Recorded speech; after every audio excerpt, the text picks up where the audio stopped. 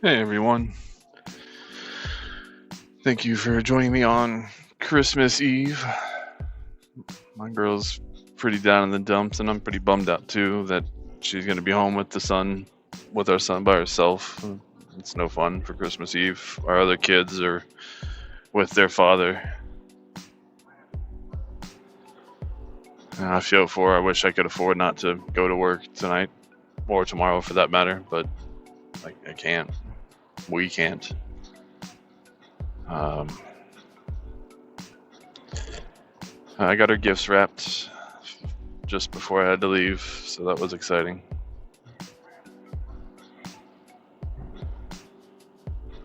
But other than that, not a whole lot happened. Normally it's more involved where I get to look at things or look up things, or I don't know what I talk about randomly on these vlogs, but nothing really exciting happened today. Nothing got really dug into or enhanced, I guess.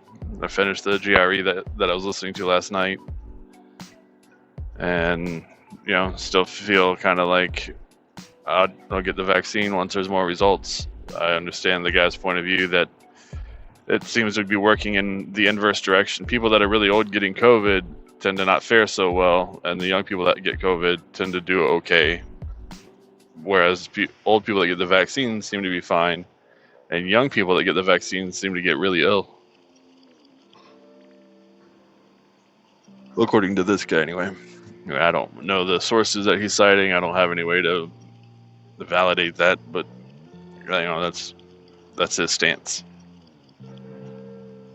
He also thinks that masks don't work. Well, the N95 masks, he says, works, but not a whole lot. His first argument about that was, it filters everything but these smaller particles, and those can still get you sick. And Joe was like, well, you would breathe that in then anyway. Like, the mask filters out the big stuff, you breathe in the small stuff. With no mask, you breathe in all of those things. So your argument feels kind of moot there. You're not really combating masks not working. They do work, they just don't filter everything. And as I've told my coworkers who try to tell me that wearing masks doesn't do anything, I'll take 70% over 0%. So even if they're only 70% effective, I'll take 70% over 0%. And it's not hard for me to breathe. I don't feel uncomfortable. I don't feel like they're the Scarlet Letter or the Star of David or anything crazy like that. To me, it's part of protecting myself and keeping me and other people safe. Like I said, even once this is probably over or contained or calmed down or whatever, I'll probably still wear the mask. I don't want to be breathing in people's stuff anyway. I don't think it's a bad idea. I know China does it, or maybe it's not China. I'm not. I think is what he said. So it could just be any Asian country, whatever. Over there, they tend to wear masks when they're not feeling well. It's kind of a way of signaling, like, "Hey, I don't feel good. Give me some distance." Whereas here, it's kind of like everybody wear a mask. So we don't know who's not feeling good and who's doing it just to help keep people safe, etc., etc. So anyway, he says that the cloth masks and the regular surgical masks aren't really filtering much of anything. They kind of stop spit and whatnot, but that's about it. And N95 and above, he says, do work to some degree. You got to be wearing them right and whatnot. He has some books out and some sources, but he's saying that there's no real study that's been done that shows the efficacy of masks really preventing anything. Which I feel like if that's the case, why would they even be in surgical rooms anyway? But maybe they do stop some things, just not viruses. I don't know. It feels like there's a lot that needs to be talked about then, especially in the hospital area. If these masks aren't doing what we think they're doing, then doctors and nurses and stuff need to know, and we need to get something better for them going forward doing surgeries and stuff. But yeah, that's where my brain goes. You want to argue the COVID and whatnot, and okay, that's fine, but if they're really ineffective, why are we using them in hospitals? We need something that is more effective if these are not effective. If they're good at stopping most things in the hospital, then why aren't they good at stopping most things COVID related? I get not everything, but so that was that was already yawning. That's what that was. That was a majority of what the podcast that they were talking about was COVID and the death count and the vaccine effect and who should get it and who shouldn't get it. And so I recommend checking that out if you're interested, hearing what some other people have to say.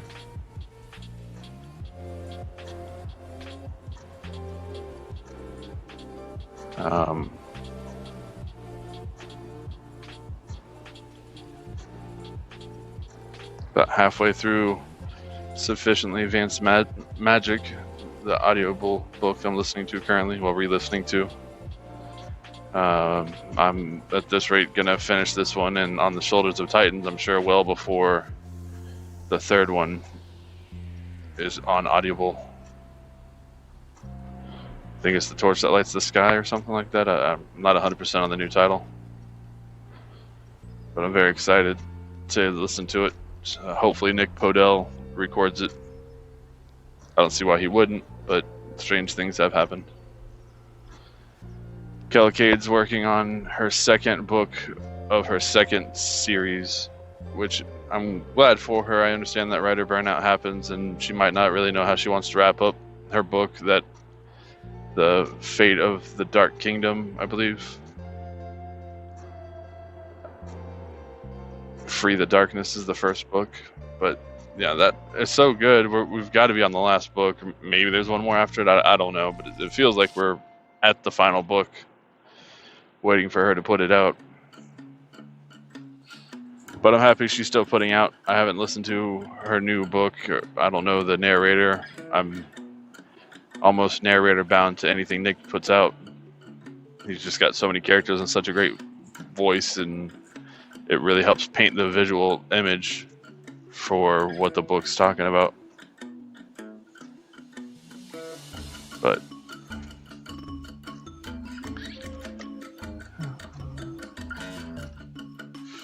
yeah, that's kind of where we're at. That's kind of where I'm at, just waiting on all these people to put out new books. Yeah, I wish there was a way that I could track it, or that it could track. So every couple of months, these people would be putting out books. Not the same author putting out a book every month or a couple months, but like one author puts one out every quarter kind of thing. So that way I'm not, that's selfish, but that way I'm not just waiting indefinitely for another book in whatever saga that I'm familiar with. But that's more of a me problem.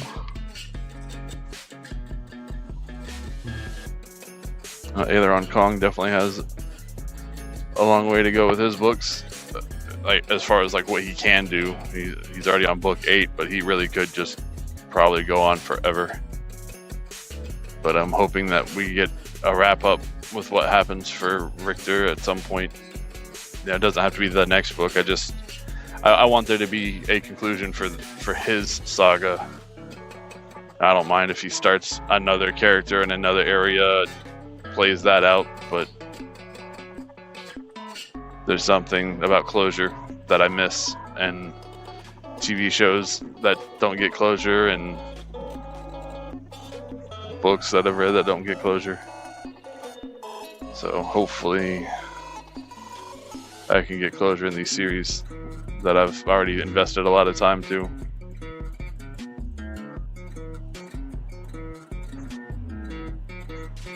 But it's Christmas Eve. I hope everybody's having a great time, is home with the loved ones that can be. If you haven't called your family, you should do that. If you're having a rough time with your family and you don't necessarily see eye to eye, if there's a chance that you can put it aside and tell them you love them, wish them well for the holidays, then I'm sure that would make you feel good and make them feel good. But I understand that there's a lot of complications out there with family, so if it's just not in the cards for you, I respect that. I still hope you have a great holiday. I hope that you have had a great time as this crazy year is coming to an end. The events that are in this year aren't coming to an end, but the year itself is coming to an end, so gotta try and be happy. Another revolution around the earth, around the sun. Look at me being dumb. Another year on the earth, another revolution around the sun is what I was gonna say, but it just came out wrong.